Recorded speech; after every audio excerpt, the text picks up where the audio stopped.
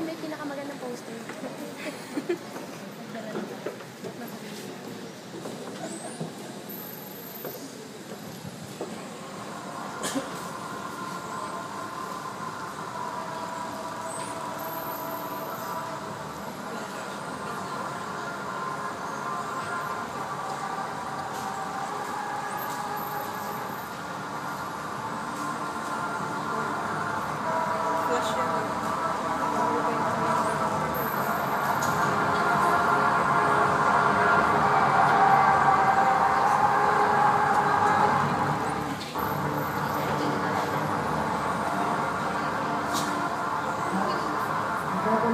Dalawa ng Marso, taong 1877, sa bahay Hacienda ng Tejeros sa San Francisco de Malabon, bayang nasasakupan at pinamamahalaan ng Pangulong Magdiwang sa Cavite, naganapang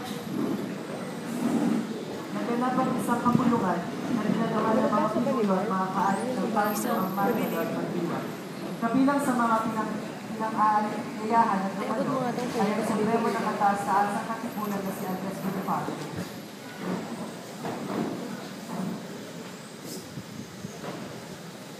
Salamat sa lahat ng mga tumarito at tumugol sa aming paanyaya. Opisyal ng pinupuksan ng kapulungan. Ang ating pangunahin na rin ay ang pag-usapan at magkayos ang buo ng mga lalo mabuting hakbang para sa ikapagtitibay at pagtatanggol ng mga bayan sa akal ng Pangulong Magdiwang na siyang hindi pa Hina ng boses. Bago natin pag-usapan ang pagtatanggol sa munting bagay na yan, hindi ba nararapat lang na pag-usapan natin ang mas importante at malaking usapin? Pag-usapan kung anong uri ng pamahalaan na dapat natin pairalin at paano? At kung ito ang mapagpasyahan ay siyang panggagalingan ng lahat ng makayamaning kaayusan at lakas ng pagtatanggol. Ang kapuluan ay pinamamahalaan na ng kataas-taasan at kagalang-galang katipunan ng mga anak ng bayan na siyang nabukas ng pagsumagsik. May mga batas at alituntunin pinaikiran, sinusunod at iginagalang ng nakatay sa pagtatanggol ng kalayaan. Sa pagtataguyod ng pag-ibig sa kapatid at sa maayos pamalakas ng mga sambutan. Inuulit ko, ang tunay na hangal na tao na pagtutulong ay ang mga kapasyang makapagtitibay at makapagtatanggol sa mga bayan sa aklaw ng Pangulong Magdiwang. Sapagkat sa ngayon, ang Pangulong Magdiwang ay tinugin ng nasusunod ng mga kaaway. Ang katipunan ng mga anak ng bayan na siyang humihiran ng pamahalang revolusyon sa Katagalugan ay hindi naman na iba sa pamahalang gusto niyong ibawon. May organisadong pamamahala at higit sa lahat iisa ang layunin, ang makamit ang inaasam na kalayaan. Hindi ba't kalayaan ang kahulugan ng letrang nakasulat sa gitna ng araw ng bandilang ginagamit sa pagdimagsik? Ang letra, ang araw, at ang bandilan niyan ay hindi maaaring magpaliwanag kung anong pangulo ng pamahalaan ang umiiral sa kasalukuyang pagdimagsik, kung mga bayan o mga hari. Ang katipunan, mula sa kataas-taasang sanggunian hanggang sa kapababaan, ay ganap na kumikilala at kakaisang gumagana sa pagkakapatiran at pagkakapatay-patay. Namumuhunan ng luwa at buhay laban sa mga kaaway upang makapagtatag sa sarili at malayang pamahalaan. Sa mga tuwing, namamahala ang bayan sa bayan at hindi ang isa o dalawang tao lamang.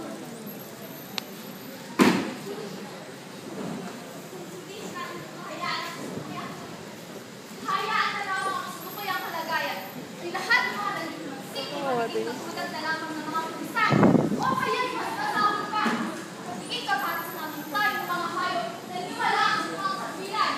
Kami mga nagdimagsik, lalong-lalo na kami mga Magdiwang, napapailalim at gumagalang sa kataas-taasang katipunan na sumasakop at nagtatakot dito sa Cavite ay mga tunay na nagdimagsik para sa kalayaan ng kanyang bayan.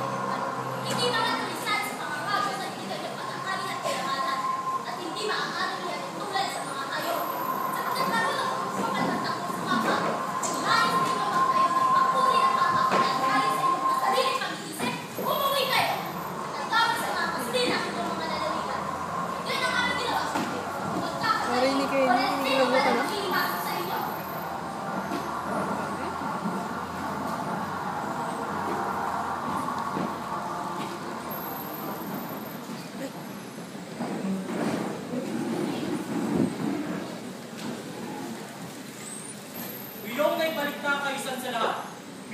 kong ipagpatuloy na muli ang pulong.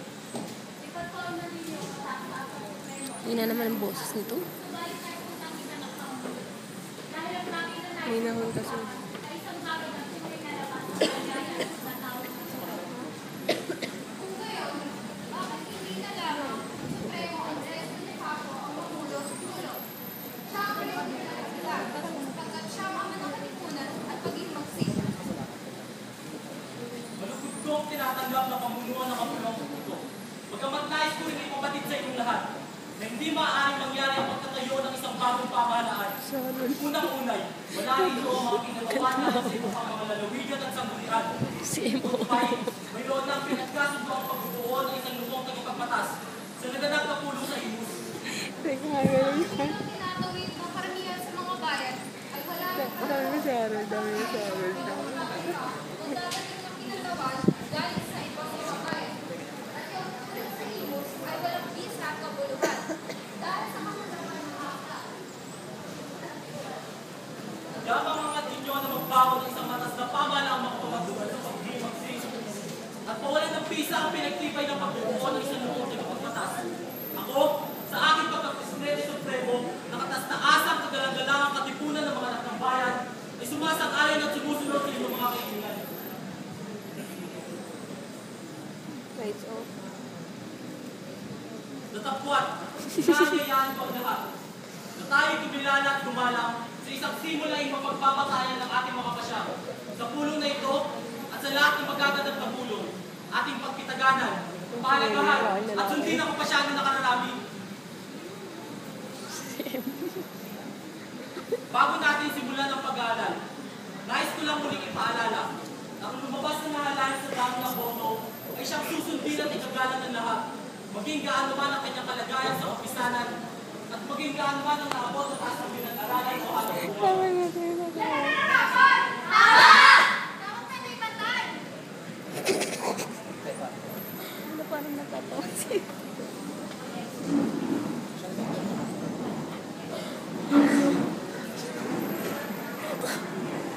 Supremo, marami sa mga tilas ng papel na pinamahagi sa mga manghahalal Si ay Emo na nasinatan na.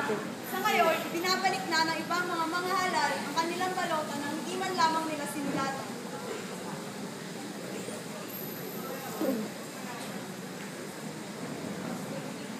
Sisimulan na ang pagbilang ng mga nalikom na boto para sa muling pagkapangulo.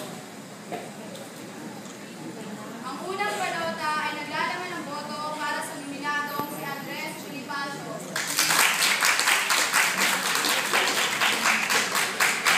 Ang susunod na boto ay para sa nominadong si Ginoong General Emilio Aguinaldo.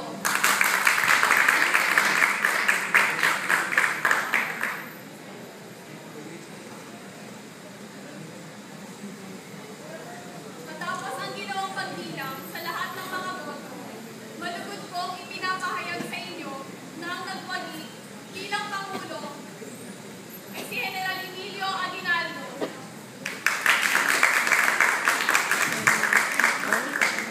Yaman din lang na ang Supremo Andres Bonifacio pumapangalawa sa dami ng boto, ay dapat siguro siya na ay pamahayag at kilalanin natin bilang pangalawang Pangulo ng bagong Republika.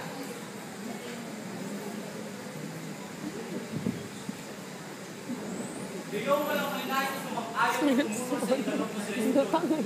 Ang mabuti pa ay pagpatuloy na lamang natin ang halalan para sa si pagkapangalawang Homework, hindi niya alam paano pala.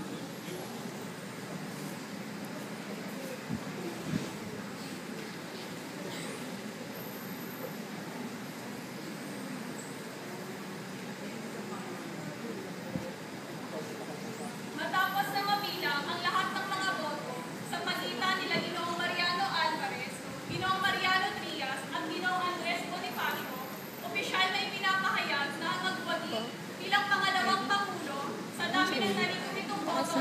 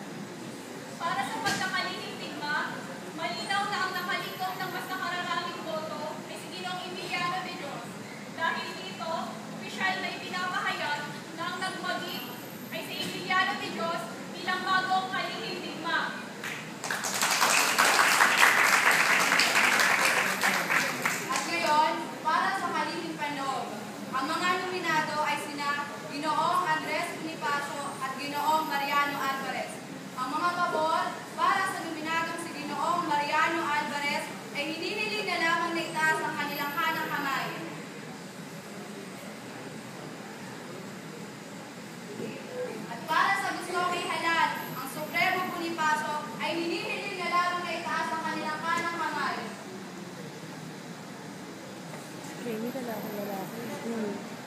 na ang nagwagi at ang ating tagapalitin panloob, ang Supremo Andres Bonifacio.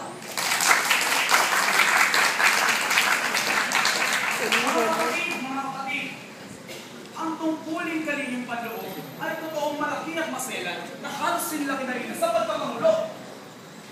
Kaya nga ang kagawang iyay hindi maaaring pamuluan ng isang taong hindi naman nagtatanay ng katibayang pagkaabogado. Meron sa ating isang abogado, si Ginoong Jose del Rosario.